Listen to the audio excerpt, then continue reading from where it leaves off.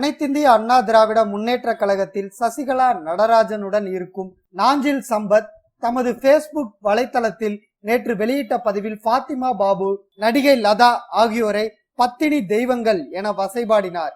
இது தொடர்பாக ஊடகங்களிடம் எதுவும் பாத்திமா பாபுவும் நடிகை லதாவும் பேசவில்லை. அதே நேரத்தில் நாஞ்சில் சம்பத்தின் வலைத்தளத்தில் பாத்திமா பாபு ஒரு கமெண்ட் போட்டிருக்கிறார். அவர் குறிப்பிட்டிருப்பது, சம்பத் அவர்களே, உங்கள் வாந்தியை பொதுவெளியில் எடுத்துள்ளீர்கள். நேரம் இருந்தால் பின்னோட்டங்களை படித்து பாருங்கள்.